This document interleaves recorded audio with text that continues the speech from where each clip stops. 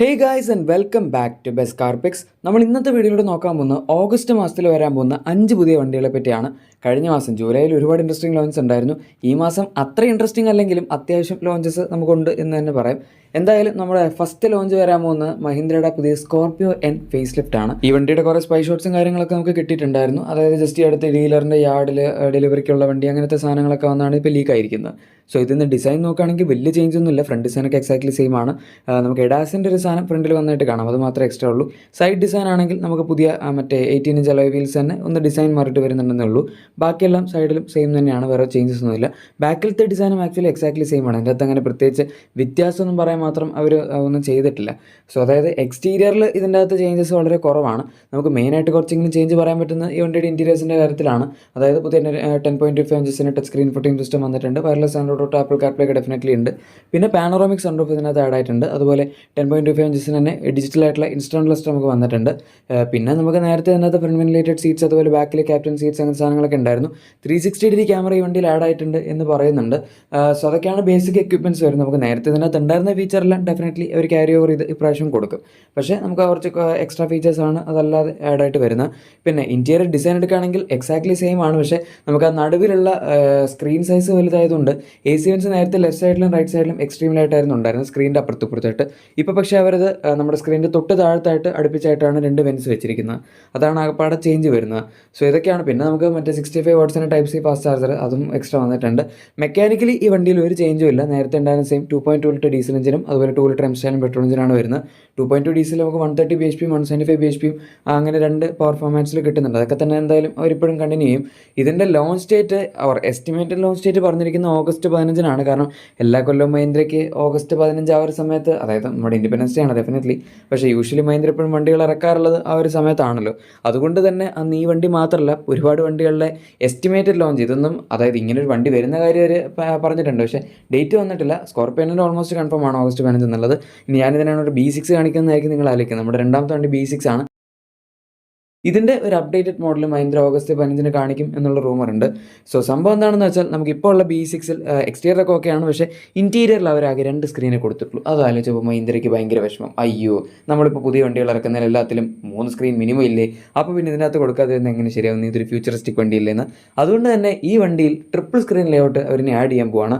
അത് ആവശ്യം ഉണ്ടായിരുന്നു ചോദിച്ചാൽ എനിക്ക് പേഴ്സണലി ഒട്ടും തോന്നുന്നില്ല. കാരണം ഈ വണ്ടി കുറച്ചും കൂടി ഒരു സ്പോർട്ടി ക്യാരക്ടറൊക്കെയുള്ള EVകളിൽ ഒരു സ്പോർട്ടി വണ്ടിയായിട്ട് നമുക്ക് പറയാൻ പറ്റിയ വണ്ടിയാണ് മഹീന്ദ്രയുടെ സൈഡിൽ നിന്ന്. ബാക്കി ഇപ്പോൾ XUV9 ആയാലും XUV9S ആയാലും ഓർ ഏത് വണ്ടിയാണെങ്കിലും കുറച്ചൊരു ഫാമിലി ഓറിയൻറ്റഡ് ആയിട്ടുള്ള വണ്ടി പോലെയാണല്ലോ. ഇതിൻ്റെ അകത്ത് അങ്ങനെ പ്രാക്ടിക്കാലിറ്റി പ്രത്യേകിച്ചൊന്നുമില്ല. എവിടെ എങ്ങനെ കയറിയാലും ബാക്കിൽ കയറിലും ഫ്രണ്ടിൽ കയറിലും ഒക്കെ തല തട്ടും. പിന്നെ ബാക്കിൽ നമുക്ക് റിയർ സീറ്റ് സ്പേസ് അത്ര ഗംഭീരമല്ല, അങ്ങനെയൊക്കെ ആയിട്ട്. സോ ഇതിൻ്റെ അകത്ത് അങ്ങനെ ഒരു ട്രിപ്പിൾ സ്ക്രീൻ കൊടുത്ത് വലിയ കാര്യമാക്കേണ്ട ആവശ്യമില്ലായിരുന്നു. പിന്നെ വെക്കാനാണെങ്കിലും കുറച്ച് പാടായിരിക്കും. ഇപ്പോൾ നിങ്ങൾക്ക് അങ്ങനെ വേണമെന്ന് തന്നെ ഉണ്ടെങ്കിൽ മഹീന്ദ്രയുടെ ഇനി വരാൻ പോകുന്ന BE7 എന്ന് പറഞ്ഞൊരു വണ്ടിയുണ്ട്. അതിൻ്റെ ടീസേഴ്സ് ഒന്നും വന്നിട്ടില്ല. പക്ഷേ ഇതിന് മുന്നേ ഉണ്ടായിരുന്ന വണ്ടിയുടെ നമ്മുടെ കോൺസെപ്റ്റ് വണ്ടിയൊക്കെ അവർ കാണിച്ച സമയത്ത് അതിൻ്റെ അകത്ത് 3 സ്ക്രീൻ ഉണ്ടായിരുന്നു. ആ വണ്ടി ഡിസൈൻ ചെയ്ത് തന്നെ 3 സ്ക്രീൻ വെച്ച് ഇറക്കാനാണ്. ആൻഡ് അത് കുറച്ചുകൊണ്ട് ഫാമിലി ഫ്രണ്ട്ലി സ്പോർട്ടി വണ്ടിയായിരിക്കും. അതിൻ്റെ അകത്തത് കൊടുക്കേണ്ട ആവശ്യം ഉണ്ടായിരുന്നുള്ളൂ. എനിവേ അതാണ് ആ കാര്യം. ഇനി അടുത്ത ഒരു സംഭവം കൂടെ പറയാനുണ്ട്. മഹീന്ദ്രയുടെ തന്നെയാണ് ഈ വണ്ടി, നമ്മുടെ വിഷനസ്. അവർ കഴിഞ്ഞ വർഷം 4 കോൺസെപ്റ്റ് വണ്ടികൾ കാണിച്ചിട്ടുണ്ടായിരുന്നു. വിഷനസ് ഉണ്ടായിരുന്നു, വിഷൻ T ഉണ്ടായിരുന്നു, പിന്നെ വിഷൻ SRT ഉണ്ടായിരുന്നു, പിന്നെ വിഷൻ X എന്ന് പറഞ്ഞൊരു വണ്ടി ഉണ്ടായിരുന്നു.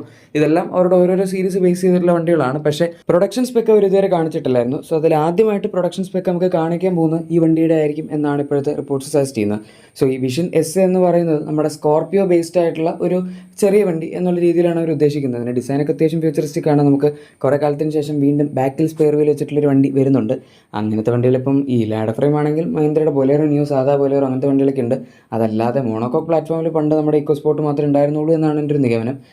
എന്തായാലും അതിനൊക്കെ ശേഷം പിന്നെ നമ്മുടെ റെനോയുടെ ഒരു വണ്ടി ഉണ്ടായിരുന്നു. അതായത് ഈ അടുത്ത് ഒരു കോൺസെപ്റ്റ് കാണിച്ചത് ബ്രിഡ്ജർ കോൺസെപ്റ്റ്. ആ സാധനത്തിലും ഈ ബാക്കിൽ സ്പെയർ വീൽ വരുന്നുണ്ട്, ഈ വണ്ടിയിലും ബാക്കിൽ സ്പെയർ വീൽ വരുന്നുണ്ട്. സോ ഇതാണ് ഇനി ബാക്കിൽ സ്പെയർ വീൽ വെച്ചിട്ടുള്ള പ്രൊഡക്ഷൻ വണ്ടികൾ നമുക്ക് കിട്ടാൻ പോകുന്നത്.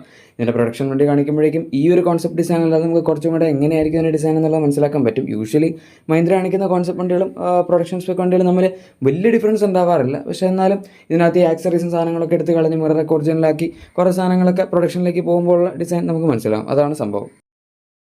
നമ്മുടെ മഹീന്ദ്രയുടെ പരിപാടി ഏതായാലും ഇതോടെ കഴിഞ്ഞിട്ടുണ്ട്. ഇനി അടുത്ത വണ്ടി സ്കോഡയുടെ പുതിയ സ്ലാവിയ ഫേസ് ലിഫ്റ്റ് ആണ്.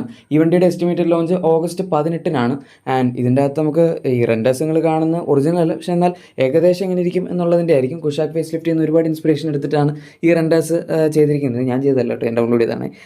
എനിവേ നമുക്ക് എന്തായാലും ഇത്രയും ഉള്ള ഡിസൈൻ ഉണ്ടാവില്ലെങ്കിലും കുറേയൊക്കെ ചേഞ്ച് എക്സ്പെക്ട് ചെയ്യാം. അതായത് ഫ്രണ്ടിലത്തെ ഹെഡ് ലൈറ്റ്സിലുള്ള റീഡിസൈൻ, അതുപോലെ ഗ്രില്ലിലെ റീഡിസൈൻ, ബമ്പറിലെ ചേഞ്ച് ഫ്രണ്ടിലും ബാക്കിലും ഉണ്ടാവും. ബാക്കിൽ അധികം ഡിസൈൻ ചേഞ്ച് അങ്ങനെ നമ്മൾ കണ്ടിട്ടില്ല സ്പൈ ഷോട്ട്സിലൊന്നും. പക്ഷേ എന്നാലും ടെയിൽ ലാംപ്സിനും ഇൻസേർട്സിലും പിന്നെ ബമ്പറിലൊക്കെ ചെറിയ ചേഞ്ച് എക്സ്പെക്ട് ചെയ്യാം. സൈഡിലാണെങ്കിലും അലോയ് വീൽസിൻ്റെ ഡിസൈനിൽ വ്യത്യാസം വന്നാലേ ഉള്ളൂ. ബാക്കി ഇങ്ങനെ കാര്യമായിട്ടൊന്നും വരാൻ സാധ്യതയില്ല, കാരണം ജസ്റ്റ് ഒരു മൈനർ ഫേസ് ലിഫ്റ്റ് ആണ്.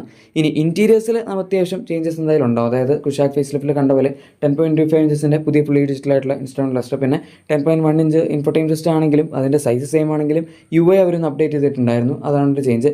പിന്നെ കുഷാക്കിൽ നമുക്ക് പാനോറമിക് സൺറൂഫ് വന്നു. ഇതിൻ്റെ അകത്ത് ഇപ്പം അധികം റൂഫ് ഏരിയ ഇല്ലാത്തതുകൊണ്ട് പാനോറമിക് സൺറൂഫ് വരാനുള്ള സാധ്യതയൊക്കെ വളരെ കുറവാണ്. പക്ഷെ എന്തായാലും ബാക്കിലത്തെ സീറ്റിൽ മസാജ് ഫംഗ്ഷൻ കുഷാക്കിൽ വന്നൊരു എക്സ്ക്ലൂസീവ് ഫീച്ചർ ആയിരുന്നു. അത് ഇതിൻ്റെ അകത്ത് കൊടുക്കുകയാണെങ്കിൽ അടിപൊളിയായിരിക്കും. കാരണം ഇതൊരു സെഡാൻ ആയതുകൊണ്ട് നമുക്ക് ബാക്കിൽ കുറച്ചുകൂടെ കംഫർട്ടബിൾ ആയിട്ടുള്ള രീതിയിൽ ഇരിക്കാം എന്നുള്ള ഇതിൽ ആലോചിച്ച് കഴിഞ്ഞാൽ ഡെഫിനറ്റ്ലി കുഷാക്കിനേക്കാൾ കുറച്ചുകൂടെ ഡിസേർവ് ചെയ്യുന്ന ഈ വണ്ടിയാണ് ബാക്ക് സീറ്റ് മസാജ് ഫംഗ്ഷന് വേണ്ടി. അതല്ലാതെ നേരത്തെ നമുക്ക് മറ്റേ ഫ്രണ്ട് സീറ്റ്സ് ഇലക്ട്രിക് അഡ്ജസ്റ്റ്മെൻറ്റ് ആയിക്കോട്ടെ, വെന്റിലേറ്റഡ് സീറ്റ്സ് ആയിക്കോട്ടെ, വയർലെസ് ചാർജർ ആയിക്കോട്ടെ, പിന്നെ ക്രൂസ് കൺട്രോൾ അങ്ങനെ സാധനങ്ങളെല്ലാം കിട്ടുന്നതാണ്. കുഷാക്കിൽ അവരിപ്പോഴും ADASും അതുപോലെ 360 ക്യാമറയൊന്നും കൊടുത്തിട്ടില്ലായിരുന്നു. അത് ഏറ്റവും കൂടുതൽ ആൾക്കാർ കുറ്റം പറഞ്ഞ സംഭവമാണ്.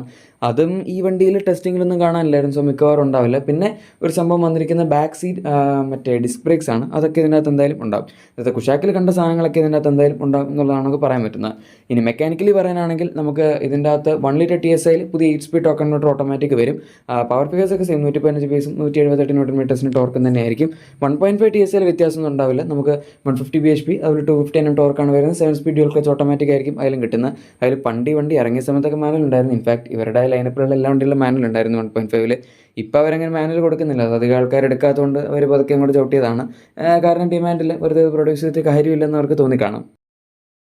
ഇനി നമ്മുടെ ലിസ്റ്റിലെ ലാസ്റ്റ് വണ്ടി MGയുടെ പുതിയൊരു പ്ലാറ്റ്ഫോം അവർ കാണിച്ചിട്ടുണ്ടായിരുന്നു. അതിൻ്റെ അകത്തുള്ള ആദ്യത്തെ വണ്ടിയുടെ ലോഞ്ചാണ്.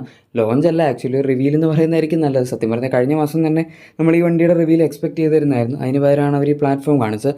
ഇത് ഇവരുടെ പുതിയൊരു മോഡുലർ ആയിട്ടുള്ള പ്ലാറ്റ്ഫോമാണ്. ഇതിനകത്ത് പ്ലഗ് ഇൻ ഹൈബ്രിഡ്, അതുപോലെ റേഞ്ച് എക്സ്റ്റൻഡർ വണ്ടികൾ, പിന്നെ നമ്മുടെ നോർമൽ ഹൈബ്രിഡ് വണ്ടികൾ, ഇലക്ട്രിക് വണ്ടികൾ എല്ലാം പോസിബിൾ ആണ്.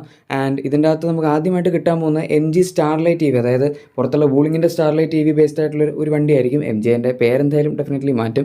സോ നമുക്ക് ഇപ്രാവശ്യം ഈ മാസം ഇതിൻ്റെ പേരും കാര്യങ്ങളും എല്ലാം അറിയാൻ പറ്റും എന്നാണ് ഓട്ടോക്കാരൻ്റെ പറയുന്നത്. ഞാൻ വേറെ എവിടെ അതിൻ്റെ ന്യൂസൊന്നും കണ്ടില്ല. ഇതുപോലെ ഇരിക്കും വണ്ടിയുടെ ഡിസൈൻ ഏകദേശം. നമ്മളിപ്പോൾ മിൻസർ EV എടുക്കുകയാണെങ്കിൽ വൂളിങ്ങിൻ്റെ ക്ലൗഡ് EV ആണ്. കോമറ്റ് EV എടുക്കുകയാണെങ്കിൽ അത് വൂളിങ്ങിൻ്റെ എയർ EV ആണ്. എല്ലാം വൂളിങ്ങിൻ്റെ വണ്ടികൾ തന്നെയാണ് MGയുടെ റീബ്രാൻഡ് ചെയ്ത് അവരുടെ പേരിൽ വിൽക്കുന്നത്. എനിവേ ഫീച്ചേഴ്സും സാധനങ്ങളൊക്കെ എടുക്കുകയാണെങ്കിൽ അത്യാവശ്യം ബേസിക് ആണ്, പക്ഷേ എന്നാൽ ആവശ്യമുള്ളതുണ്ട്. അതായത് 12.8 ഇഞ്ചസിന് ടച്ച് സ്ക്രീൻ ഉണ്ട്, 8.8 ഇഞ്ചസിന് ഇൻസ്റ്റോൺ ക്ലസ്റ്റർ ഉണ്ട്. ഇൻറ്റീരിയർ മെറ്റീരിയൽസ് ഒന്നും വലിയ കുഴപ്പമില്ല. സ്റ്റിയറിംഗ് ഒക്കെ നമ്മളിവിടെ വൂളിങ്ങിൻ്റെ വണ്ടിയിൽ കാണുന്ന സെയിം സാധനം, അത് MG ലോഗോ ഇട്ട് വരുന്നുള്ളൂ. ആൻഡ് ഇതിപ്പോൾ ലെഫ്റ്റ് ഹാൻഡ് ഡ്രൈവ് ആണ്. ഇന്ത്യയിലേക്ക് വരുമ്പോൾ റൈറ്റ് ഹാൻഡ് ഡ്രൈവ് ആവും. പിന്നെ പാനോറമിക് സൺറൂഫ് ആയിക്കോട്ടെ, 6 എയർ ബാഗ്സ് ആയിക്കോട്ടെ, 360 ക്യാമറ, എല്ലാ സാധനങ്ങളും ഇതിനകത്ത് ഉണ്ടാവും. മെക്കാനിക്കലി ഈ വണ്ടി ഇലക്ട്രിക് രൂപത്തിലായിരിക്കും ആദ്യം ഇവിടെ ഇറങ്ങാൻ പോകുന്നത്. 69.2 kWh ബാറ്ററി പാക്കാണ് പുറത്തുള്ള ലോങ് റേഞ്ച്. അതല്ലാതെ ഒരു 57 kWh ബാറ്ററി പാക്കും ഉണ്ട്.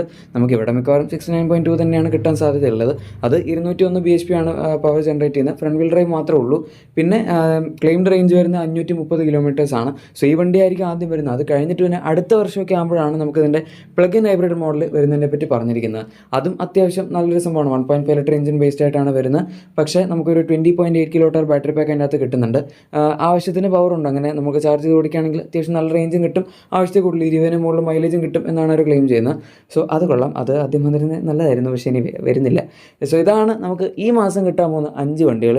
നിങ്ങൾക്ക് എന്താണ് ഇതിനെപ്പറ്റി പറയാനുള്ളത് എന്ന് ഉറപ്പായിട്ടും താഴെ കമൻസിൽ പറഞ്ഞേക്കാം. പിന്നെ നിങ്ങളുടെ എക്സിസ്റ്റിംഗ് വാഹനത്തിന് എന്തെങ്കിലും ആക്സസറീസ് ക്ലീൻ പ്രൊഡക്ട്സ് ഒക്കെ ആണെങ്കിൽ നമ്മുടെ ഡിസ്ക്രിപ്ഷനിലെ പ്രൊഡക്ട്സ് ചെക്കൗട്ട് ചെയ്യാൻ മറക്കണ്ട. വീഡിയോ ഇഷ്ടപ്പെട്ടെങ്കിൽ തീർച്ചയായും ലൈക്കും സബ്സ്ക്രൈബും ഷെയർ ഒക്കെ ചെയ്യാൻ നമ്മൾ സപ്പോർട്ട് ചെയ്തേക്കാം. നമുക്ക് മറ്റൊരു കാണാം. അതുവരെ thank you for watching my video and good bye.